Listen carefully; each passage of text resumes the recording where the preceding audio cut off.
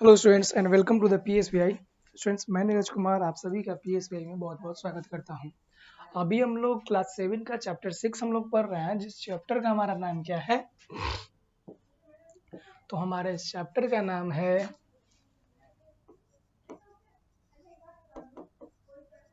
Physical and chemical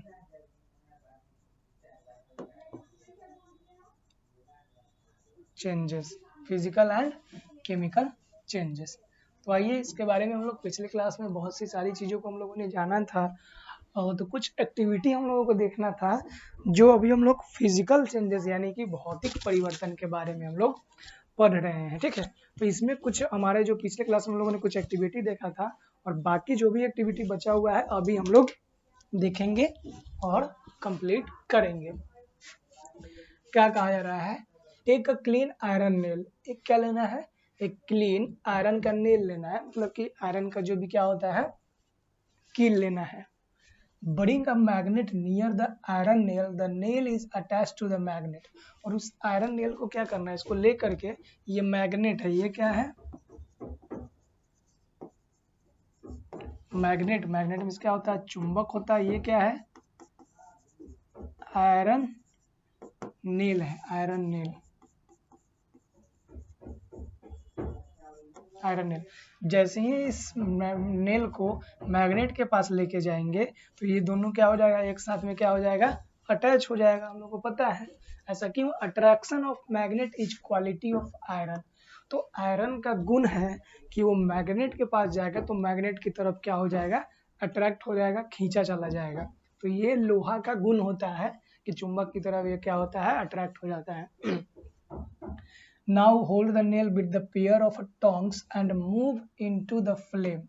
अब क्या करना है, इस आयरन को एक क्या करना है, आयरन को एक लॉन्ग मतलब कि पेयर के साथ में, टोंग के साथ में पकड़ना है और इसे आग पे गर्म करना है, इस कील को। ठीक है, as the nail is heated up it's brings to the red. ठीक है, जैसे ही ये नेल, हम नेल को गर्म करने, नेल को कब तक गर्म करना है, स्किल को, तो स्किल को तब तक गर्म करना है जब तक कि ये क्या हो जाए, गर्म ना हो जाए, हीट ना हो जाए। ठीक है, remove the red hot nail from the flame as it's cool down its red glow vanishes. जब ये नेल पूरा आग पे जब गर्म हो जाएगा, पूरा लाल हो जाएगा, तो इसे अलग हटा लेना है और कुछ समय के लिए ठंडा होने के लिए छोड़ देंगे। It look like the same as it was before come to the red hot. और इसको तब तक ठंडा करना है जब तक कि ये पहले जैसा ना हो जाए, आग पर गर्म करने से पहले जैसा ही था वैसा जब तक ना हो जाए तब तक इसको गर्म करना है। ठीक है, bring a magnet near the nail, it is attached to the magnet. Heating has no cause any change in the matter of the nail. It was iron before heating and the iron is upon cooling. ठीक है, तो इसको क्या करेंगे, जब इसको ठंडा करेंगे और ठंडा करने के बाद जब मैग्नेट के पास में इसको लाएंगे तो मैग्नेट के पास में आने पर ही क्या होगा, मैग्नेट के साथ में अटैच हो जाएगा, यानी कि चिपक जाएगा मैग्नेट के साथ में। यानी कि ये गर्म करने पर मैग्नेट अपना प्रॉपर्टी जो है चेंज नहीं करता है। ठीक है, तो ये हमारा दूसरा ऑब्जर्वेशन था फिजिकल चेंजेस का, भौतिक परिवर्तन का। तीसरा एक्टिविटी हम लोग करेंगे, एक थोड़ा बड़ा सा एक्टिविटी है। आइए फिर भी इस एक्टिविटी को हम लोग करते हैं। Carefully observe the inside of a electric bulb. ठीक है, एक इलेक्ट्रिक बल्ब जो होता है उसके अंदर में क्या होता है उसे ऑब्जर्व करना है और देखना है हम सभी को। The bulb has a very thin piece of a metal wire curve into a loop inside it. तो जब बल्ब के अंदर आप देखिएगा ना, तो ये बल्ब हो गया, बल्ब के अंदर ये ऐसे रहता है और कुछ मेटल का जो वायर होता है, ये क्या होता है, मेटल का वायर होता है, इसके अंदर इस टाइप से कर्व किया हुआ रहता है। ठीक है, इस प्रकार से कर्व किया हुआ रहता है। This is called the filament. और इस कर्व चीज को क्या बोला जाता है, इस जो कर्व किया हुआ वायर है ना, इसको बोला जाता है filament.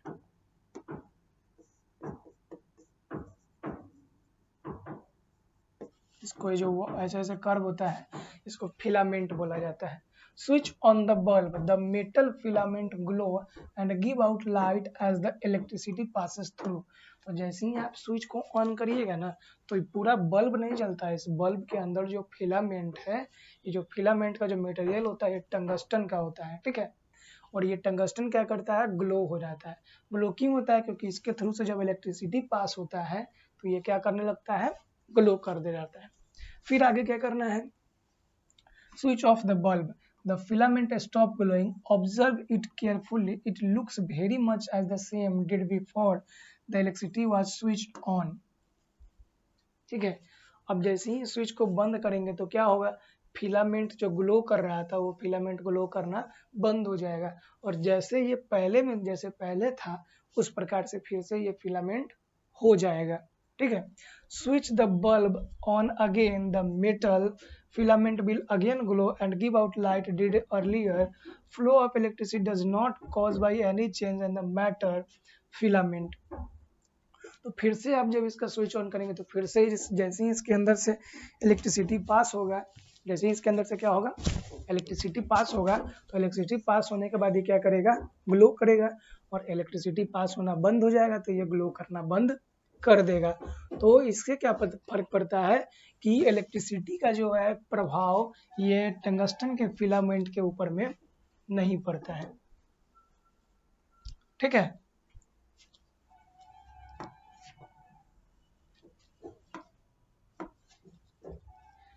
In each one of these three changes there occur on changes the matter, और ये तीनों चीज है ना, ये मैटर को क्या कर रहा है, बदलाव कर रहा है, परिवर्तन कर रहा है। The kind of matter remain the same after the changes as it was before. तो इस बदलाव में, इस परिवर्तन में हमने क्या देख रहे हैं कि मैटर का जो प्रकार है वो चेंज परिवर्तन होने के बाद में भी सेम रहता है।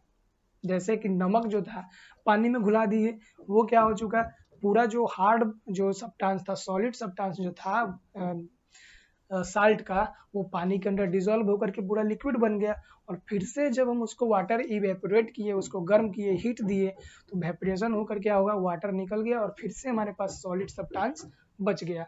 तो इससे क्या पता चल रहा है कि जो सब्सटेंस पहले जिस प्रकार से था उसी प्रकार से अब भी रह रहा है, ठीक है। तो ये क्यों होता है ऐसा, तो ये इसलिए होता है क्योंकि ये फिजिकल चेंजेस है। भौतिक परिवर्तन में रिमेन मतलब चेंजेस के after changes and before changes दोनों सेम रहता है। परिवर्तन के बाद और परिवर्तन के पहले का जो पदार्थ होता है वो दोनों क्या होता है, सेम रहता है। तो उसे हम लोग क्या बोलते हैं, उसे हम लोग बोलते हैं फिजिकल चेंजेस, ठीक है। In other words, no new different kind of matter is produced as a result of change. इसका मतलब कि कुछ नया मैटर जो है इसके परिवर्तन से, इसका रिजल्ट से, इसके परिणाम से प्राप्त नहीं होता है। The kind of matter in common salt is not changed by dissolving in the water. ठीक है, the kind of matter in common salt is not changes by dissolving in water. जैसे कि नमक का जो प्रकार था, जिस प्रकार का नमक था जो पानी में डिजोल्व हो गया, तो डिजोल्व घुलने के बाद उसके मैटर में कोई भी परिवर्तन, कोई भी बदलाव नहीं हुआ। This is why we get back the common salt when the water in its solution is remove by evaporation. इसका कारण क्या था, क्योंकि हम लोग जो बर्तन में जो पानी और नमक का घोल रखा था, तो वो घोल में पानी भी था, नमक था, तो पहले तो नमक अलग था, सॉलिड सब्सटेंस, पानी में मिला दिए तो नमक गायब हो गया। फिर से जब उसको इवेपोरेट किए, गर्म किए, तो पानी इवेपोरेट होके बाहर निकल गया, बाष्प बन के बाहर निकल गया, और उसके अंदर में बच क्या गया, तो नमक बच गया। The kind of matter in the iron nail is not changes when the glow red heated. उसी प्रकार से जो लोहे की कील थी, तो लोहे की कील को हम लोग क्या किया, मैग्नेट के पास ले गया, तो उसने क्या किया, मैग्नेट को अट्रैक्ट किया, मैग्नेट को क्या किया, मैग्नेट को अपने तरफ अट्रैक्ट किया। लेकिन कि अट्रैक्शन के बाद क्या हुआ, वो मैग्नेट जब अपने तरफ अट्रैक्ट हो गया, ठीक है, तो अट्रैक्शन के बाद हमने क्या, उसको हीट दिया और गर्म करके लाल कर दिया। लाल होने के बाद जब उसे ठंडा करके फिर से क्या किया गया, मैग्नेट के पास ले जाया गया, तो फिर से वो चुंबक में चिपक गया। यानी कि परिवर्तन के बाद में भी वो अपना क्वालिटी सेम पहले जैसा हो जाए, उसे हम लोग क्या बोलेंगे, तो फिजिकल चेंजेस बोलेंगे। फिर इलेक्ट्रिक बल्ब में भी हम लोग देखें, इलेक्ट्रिक बल्ब में जैसे ही स्विच ऑन कर रहे थे तो बल्ब ग्लो हो रहा था उसका वायर, और जैसे ही लाइट कट हो रहा था तो वो बंद हो जा रहा था। पहले जैसा वापस हो जा रहा था। तो ये सारी चीजें जो एग्जाम्पल है किसके हैं, फिजिकल चेंजेस के, यानी कि भौतिक परिवर्तन के। This changes are alike in at another except, ठीक है, this changes are alike in at another aspect, they are all easily resolved, मतलब कि ये सारी चीजें रिवर्स हो जा रहा है, मतलब कि आसानी से जिस प्रकार से जा रहा है उसी प्रकार से वापस भी आ जा रहा है, ठीक है। That is, they can be made to go backward by removing the cause of change, और ये सारी चीजें क्यों हो रहा है, ये सभी चीजें बदलाव के कारण हो रहा है। The cause of common salt passing into solution in water, when water is removed from solution by evaporation, we get common salt back। फिर से एग्जाम्पल बताया है कि जैसे हम लोगों ने नमक को पानी के अंदर डाला था, तो नमक पानी के अंदर डिजोल्व हो गया था, और डिजोल्व होने के बाद जैसे ही पानी को रिमूव किए फिर से नमक हमें वापस प्राप्त हो गया। उसी प्रकार से इलेक्ट्रिसिटी बल्ब के अंदर, ये बल्ब जो था,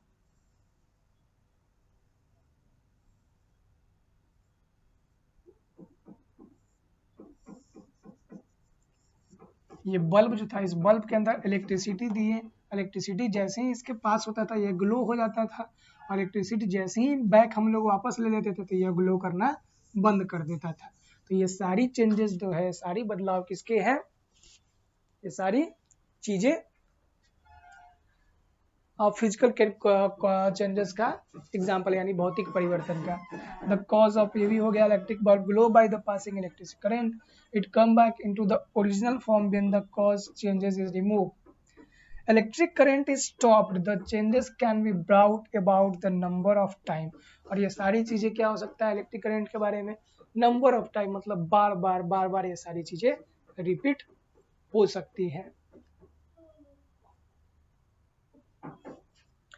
आइए, this changes are all physical changes, two important feature of physical changes. तो ये सारी चीजें जो ऊपर में हम लोग देखे थे ना, ये सारी चीजें क्या है, तो ये सारी चीजें भौतिक परिवर्तन है, ठीक है। ये सारी चीजें क्या है, फिजिकल चेंजेस है, यानी कि भौतिक परिवर्तन है। आइए भौतिक परिवर्तन के बारे में कुछ हम लोग देखते हैं। No new kind of matter is form, भौतिक परिवर्तन में क्या होगा, नया प्रकार का कोई भी, पहला नंबर तो क्या होगा, नया प्रकार का कोई भी चीज बनेगा नहीं। जब फिजिकल चेंज होगा ना तो कोई नया प्रकार का सब्सटेंस हमें प्राप्त नहीं होगा। दूसरा, the change is usually easily reverse by the cause of the changes is reversible. अब जैसे इसमें क्या करेगा, ये जो बदलाव होगा, तो बदलाव जिसके कारण होगा उस कारण को अगर हटा लेंगे तो वो फिर से अपने पुराने, वापस अपने पुराने फॉर्म में चला जाएगा। We may now define a physical change as follow, तो हम लोग फिजिकल चेंज को कैसे डिफाइन कर सकते हैं, तो फिजिकल चेंज को हम लोग डिफाइन कर सकते हैं, वेन, यहाँ से हो जाएगा, when a material change into a appearance but it remain the same matter, the change is physical change. मतलब कि जो अप्लाई किया गया, जो कॉज होगा, जो कारण होगा, उस कारण को अगर हटा लेंगे तो फिर से जो होगा वो अपने पुराने फॉर्म में वापस आ जाएगा, और इस प्रकार के जो चेंजेस हो गए उसे हम क्या बोलेंगे, फिजिकल चेंज, यानी कि भौतिक परिवर्तन बोलेंगे।